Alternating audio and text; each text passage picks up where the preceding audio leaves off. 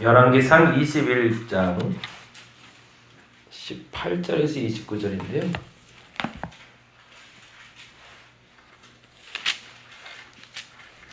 (21장) 18절부터 봅니다.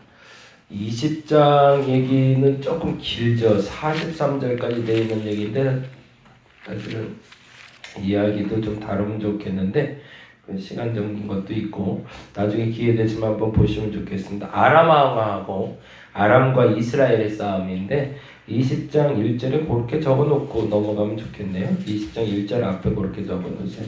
하나님은 이스라엘만의 하나님이 아니다. 이렇게 적어놓으시면 좋을 것 같아요. 아람과의 싸움을 통해서 아람이 계속 이스라엘을 이렇게 약 올려요. 계속 약 올리면서 네가 강해봐야 얼마나 강하냐, 뭐 네가 싸워봐야 얼마나 싸울 수 있겠냐, 그러면서 계속 약 올리는데, 그리고 심지어 마지막에 어떤 약을 올리냐면 이스라엘의 하나님은 산의 하나님이지 평지의 하나님 아니야 그래요. 근데 그 말을 아마 하나님이 들으신 것 같아요. 이스라엘을 약 올릴 때까지는 참으셨는데 산의 하나님, 그래 너 어디 한번 당해봐라 라고 이야기 나온 게 바로 20장입니다. 그래서 이스라엘만의 하나님이 아닌 온 세계를 다스리시는 하나님을 만나게 되는 장면이 20장 이야기가 되고요. 그리고 요 일을 계기로 해서 아합이 교만해져서 하나님께 버림받는 얘기가 나와요. 그래서 그 일과 연결된 이야기를 오늘 하게 됩니다. 21장 18절에서 29절까지 같이 조금 길긴 하지만 천천히 같이 한번 읽어보게요. 17절부터 보죠. 17절부터 여호와의 말씀이 디셉 사람 엘리야에게 임하여 이르시되 너는 일어나 내려가서 사마리아에 있는 이스라엘의 왕 아합 왕을 만나라. 그가 나봇의 포도원을 차지하려 그리로 내려갔더니 너는 그에게 말하여 이르기를 여호와의 말씀이 내가 죽이고 또 빼앗았느냐고 하셨다 하고, 또 그에게 이르기를 여호와의 말씀이 개들이 나봇의 피를 핥은 곳에서 개들이 내 피 곧 내 몸의 피도 핥으리라 하였다 하라. 아합이 엘리야에게 이르되 내 대적자여 내가 나를 찾았느냐? 대답하되 내가 찾았노라. 내가 내 자신을 팔아 여호와 보시기에 악을 행하였으므로 여호와의 말씀이 내가 재앙을 내게 내려 너를 쓸어버리되 내게 속한 남자는 이스라엘 가운데 매인자나 노인자를 다 멸할 것이요 또 내 집이 느봇의 아들 여로보암의 집처럼 되게 하고 아이야의 아들 바하사의 집처럼 되게 하리니 이는 내가 나를 노하게 하고 이스라엘에 범죄하게 한 까닭이니라 하셨고, 이세벨에게도 대하여도 여호와께서 말씀하여 이르시되 개들이 이스라엘 성읍 곁에서 이세벨을 먹을지라. 아합에게 속한 자로서 성읍에서 죽은 자는 개들이 먹고 들에서 죽은 자는 공중의 새가 먹으리라고 하셨느니라 하니, 예로부터 아합과 같이 그 자신을 팔아 여호와 앞에서 악을 행한 자가 없음은 그를 그의 아내 이세벨이 충동하였음이라. 그가 여호와께서 이스라엘 자손 앞에서 쫓아내신 아모리 사람의 모든 행함 같이 우상에게 복종하여 심히 가증하게 행하였더라. 아합이 이 모든 말씀을 들을 때에 그의 옷을 찢고 굵은 배로 몸을 동이고 금식하고 굵은 배에 누우며 또 풀이 죽어 다니더라. 여호와의 말씀이 디셉 사람 엘리야에게 임하여 이르시되 아합이 내 앞에 겸비함을 보느냐? 내가 그가 내 앞에서 겸비함으로 내가 재앙을 저희 시대에는 내리지 아니하고 그 아들의 시대에야 그의 집에 재앙을 내리리라 하셨더라. 아멘. 앞서 말씀드린 대로 20장은 이스라엘의 왕, 이스라엘의 하나님만이 아닌 산의 하나님만도 아닌 온 세상을 다스리는 하나님에 대해서 설명하고 있다면, 그리고 나서 20장 35절부터 43절까지 이르러서 아합이라는 사람에 대해서 하나님이 왜 그를 심판하게 되는지를 설명하는 과정이 나오고 있습니다. 그래서 이때부터 아마도 이스라엘의 왕이라 불리는 아합 왕, 이제 앞으로 계속 그 얘기했지만 이스라엘이다 하면 북이스라엘, 유다가 나오면 남유다. 이렇게 이제 구별해 놓자고 했습니다. 그래서 이 북이스라엘의 왕, 이스라엘의 왕이라고 얘기할 때는 북왕국의 왕만을 얘기하는 겁니다. 근데 이 북왕국의 왕인 아합이 근심하는 장면이 43절에 마무리가 돼요. 43절 한번 볼까요? 42절부터 보겠습니다. 42절부터 같이 한번 읽어보겠습니다. 그가 왕께 아뢰되 여호와의 말씀이 내가 멸하기로 작정한 사람을 내 손으로 놓았은즉 내 목숨은 그 목숨을 대신하고 내 백성은 그의 백성을 대신하리라 하셨나이다. 그리고 나자 이제 이스라엘 왕인 아합에게 선지자가 이렇게 얘기한 얘기였죠. 그 말씀이 여호와의 말씀인 줄 알아들은 이스라엘 왕은 43절에 다음과 같이 행동합니다. 볼까요? 이스라엘 왕이 근심하고 답답하여 그의 왕궁으로 돌아가려고 사마리아에 이르니라 라고 되어 있죠. 그러니까 하나님이 회개의 기회를 주신 거였죠. 우리가 걱정할 일이 생겼다라는 때, 문제가 생겼다라고 얘기할 때, 제가 예전에 그런 단어 많이 썼는데 앞으로 이제 그리스도인들은 문제가 생겼다, 문제가 있어요 라고 말하지 마시고 기도 제목이 생겼어요 라고 말하자고 제가 말하고 다녔던 적이 있습니다. 여러분들 그렇게 말하시기 바랍니다. 문제거리가 있어요, 걱정거리가 있어요가 아니라 기도 제목이 생겼어요. 그건 무슨 말일까요? 내가 해결할 수 없다 를 인정하자는 거죠. 그리고 내 모든 문제의 근원은 하나님이 해결할 수 있다라는 전제가 되는 겁니다. 근데 그 전제를 가지고 사는 사람과 또 다른 문제거리를 가지고 사는 사람하고는 아주 천지 차이가 되겠죠. 저와 여러분에게 기도 제목만 있기를 바랍니다. 문제거리 없고 근심거리 없고 감사할 수 있는 기도 제목들만 풍성했으면 참 좋겠습니다. 근데 문제는 이 기도 제목을 가지고 하나님께 기도로 나아가야 되는데 이스라엘 왕은 근심하고 답답만 한 거죠. 이 사람들이 이 근심하고 답답할 때 할 수 있는 일이 뭘까요? 자기의 욕구를 채우는 겁니다. 그러니까 근심하고 답답하면 뭐 하러 가죠? 사람들은 일반적으로 술 마시러 가는 겁니다. 예, 그리고 누군가를 자꾸 만나러 가요. 왜 그럴까요? 그 근심과 답답함을 해결하기 위해서. 해결하는 방법을 뭐로 해결하는 걸까요? 그 근심과 답답의 문제의 근원을 해결하는 것이 아니라 그걸 잠시 덮을 만한 쾌락에 빠져버리는 거죠. 그냥 잠깐만 덮으면 될 것 같은 거예요. 근데 죄가 그렇게 사라지던가요? 그렇게 사라진 게 죄가 아니고 문제들이 아니라는 거죠. 그러니까 술 마시고 나서 다음날 머리도 더 아프고 마음이 더 아픈 이유는 문제 해결은 안 됐지만 잠시 쾌락에 빠졌다가 나왔기 때문이죠.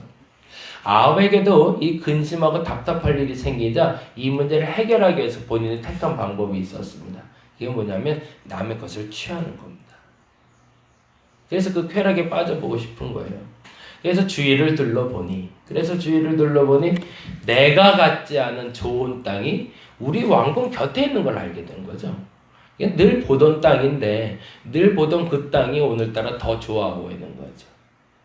옛날에 그렇게 술이 그렇게 맛있지 않았는데 왠지 걱정이 되기 시작하니까 술이 맛있을 것 같고, 담배가 그렇게 맛있지 않았는데 걱정할 일이 생기니까 담배가 그렇게 맛있을 것 같고, 그래서 한번 해볼까? 마약에 빠진 사람들이 그렇잖아요. 그게 뭐 대단심이 있겠어? 근데 어저께 그 얘기 들었는데 이제 축구 얘기가 이제 또 이슈가 되다 보니까 얘기를 들었는데 운동선수들이 약을 할 수밖에 없는 이유가 있대네요. 가장 큰 이유는 약을 하는 사람들이 10배의 힘이 급격하게 늘어난대요. 그 한순간에. 근데 그거는 운동으로 다져진 사람만 안 돼요. 일반적인 사람들이 그 약물을 투여한다고 해서 그 몸이 갑자기 10배의 힘이 나오는 게 아니라 운동으로 이미 다져졌던 사람들에게 그 약물 투여가 되면 본인이 가진 힘의 10배가 나온다고 그러네요. 그런데 그 유혹을 벗어날 수가 없는 거죠. 그런데 한 번만 하면 내가 10배나 강해지는데, 그러니까 이게 한 번 해보니까 이걸 끊을 수가 없는 거죠. 이게 나봇의 포도원을 바라보는 이스라엘 왕 아합의 모습이 그러합니다. 그냥 한 번 볼 땐 그냥 좋겠거니라고 했는데 한 번 눈이 가니까 계속 가기 시작하는 거예요. 그래서 그걸 갖고 싶어요. 근데 거기에는 좀 영적인 의미가 있어요. 좀 적어볼까요? 나봇이라는 사람 이름이 21장 1절에 나옵니다. 21장 1절 한번 읽어볼까요? 그 후에 이 일이 있으니라. 그러니까 그 후에도 동그라미를 해주세요. 또 하나 힌트 조건이 하나 있는데 열왕기상하는 역사서입니다. 그렇죠? 역사서다 보니까 시간의 흐름이 있어요. 이게 그 후에 여러 날 후에 많은 날 후에 뭐라는 단어들이 나와요. 그러면 그 여러 날이 뭔지 많은 날이 뭔지 그 후에가 뭔지 그 전에 있던 일을 꼭 살펴보시기 바랍니다. 그러면 그 앞뒤의 맥락에서 하나님이 어떤 연결고리에서 이 얘기를 하고 싶은지를 우리가 읽게 됩니다. 그러면 그 후에라는 단어에서 그 후에는 뭘까요? 아까 말했던 아합이 근심한 후에죠. 아합이 이 아람 군대하고 싸워서 교만해졌다가 하나님께 버림받은 후에 그 근심과 답답함을 버리기 위해서라는 전제가 되는 겁니다. 그래서 찾아간 게 있는데 이스라엘 사람 나봇에게 이스라엘의 포도원이 있어라고 반복하고 있습니다. 이스라엘의 동그라미 좀 해놓으시고요. 이스라엘은 하나님이 뿌리시다라는 뜻을 갖고 있어요. 이게 좀 재밌어요.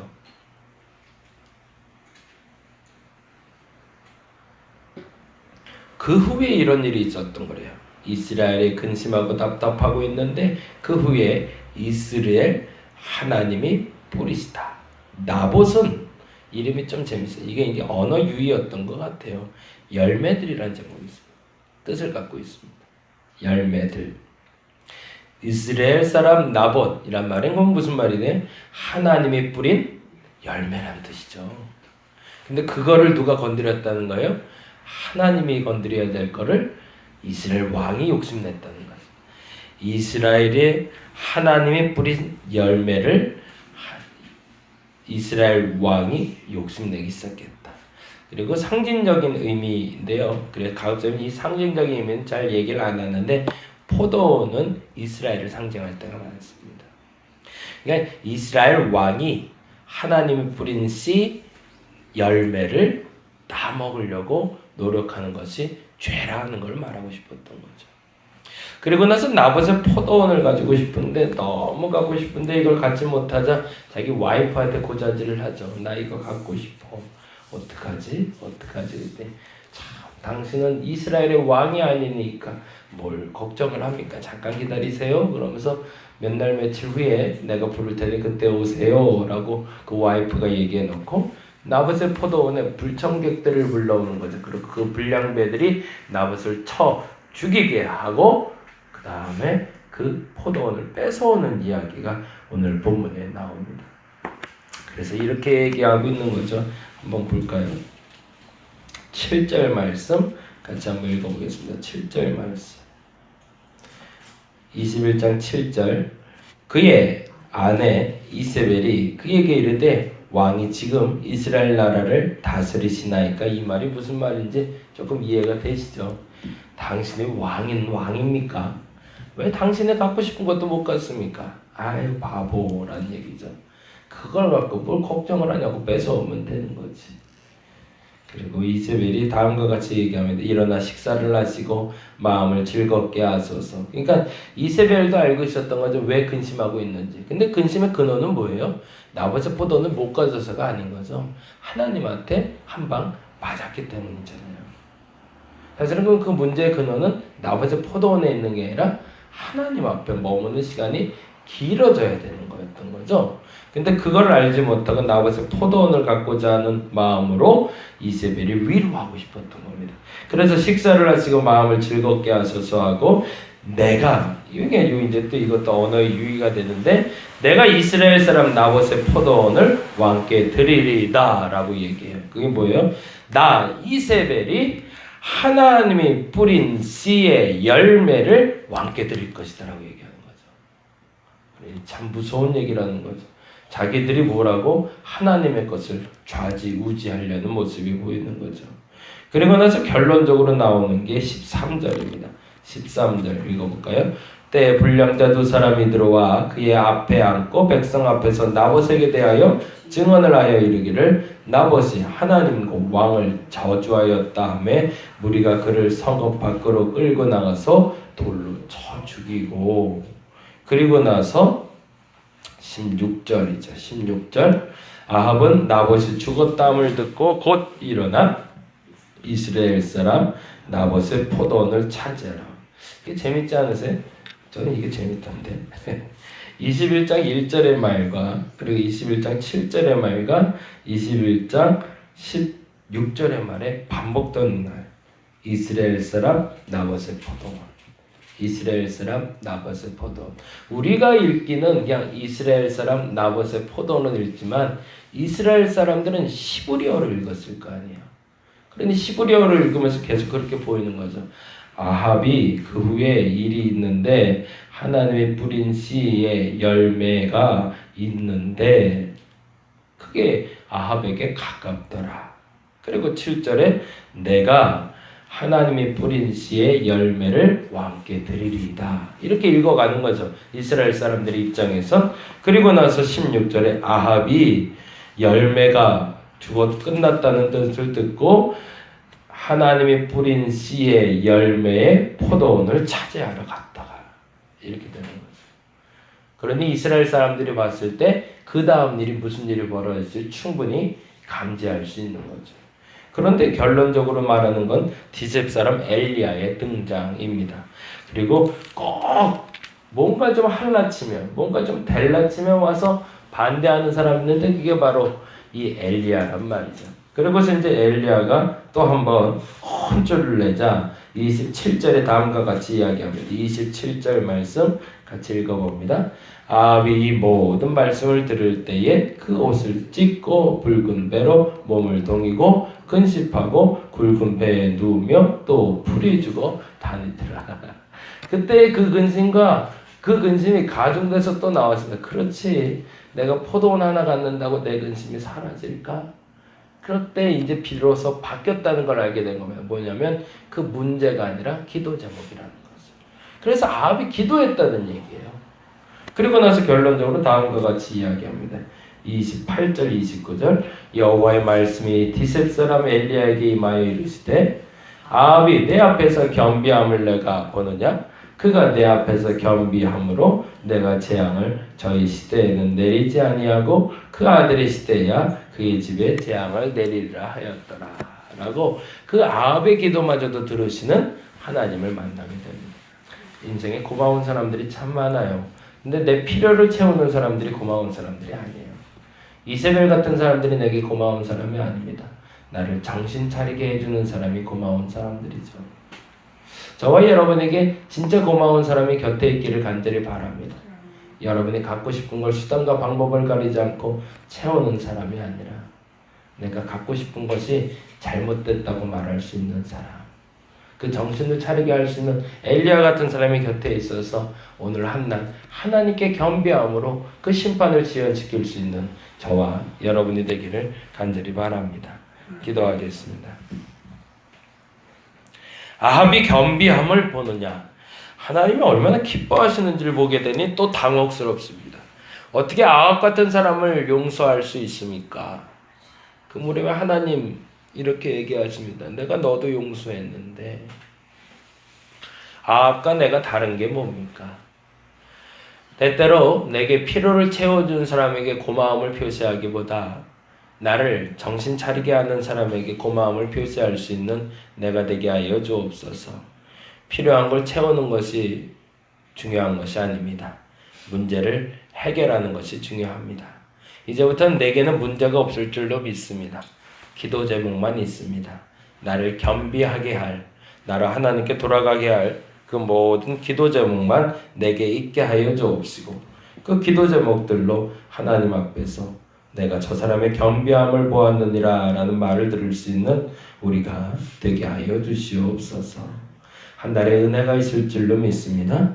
이날에 당신의 은혜로 함께하여 주시옵소서. 귀한 예물도 드립니다. 이 예물 드려진 손길에 주께서 축복하여 주옵시고 함께하여 주시옵소서. 감사합니다. 고마우신 예수님 이름으로 기도드렸습니다. 다 같이 기도하고 돌아가도록 하겠습니다.